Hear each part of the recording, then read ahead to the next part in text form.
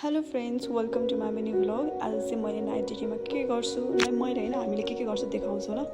आज चाहिँ हाम्रो चटपटी खाने प्लान थियो। सेलिनाले प्याज काट्दैछन्, त्यसपछि मेरो टर्न आउँछ, मैले काँक्रा काटिरहेको छु अनि त्यसपछि हामीले काँक्रा पनि खान्छौँ थोरै थोरै।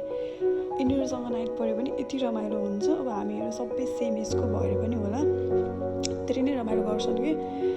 अनि म अझलाई चिनाउँछु ल, यता साइडको मरुन कलरको टी सर्ट लगाएको चाहिँ सेलिना हुन्, यता पेस्टल पिङ्क लाइट पिङ्क चाहिँ अस्मिता हुन्, अनि बिचको म।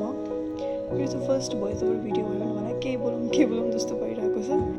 यति बेला चाहिँ हामीले बाबा नातिजुलाई यति धेरै मिस गरिरहेको छ, किनभने उहाँसँग पनि एकदम रमाइलो हुन्छ कि आज चाहिँ उहाँको नाइट ड्युटी छैन नि त, त्यही भएर एकदम धेरै वी मिस यु बाबा नाति।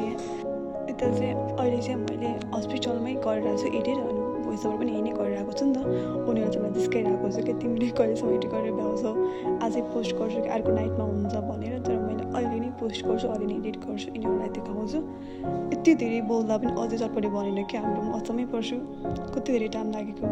अहिले चाहिँ बन्यो, मैले टेस्ट गर्छु कि यस्तो मिठो छ, यस्तो मिठो बनेको थियो।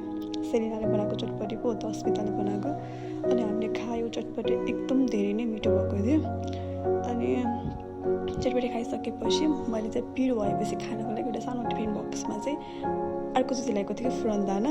उनीहरूमा जिस्काइरहेको तिमी जस्तै लिएको छौ टिफिन बक्स भनेर। अनि हामीले खायो, त्यसपछि अति नै रमाइलो भयो।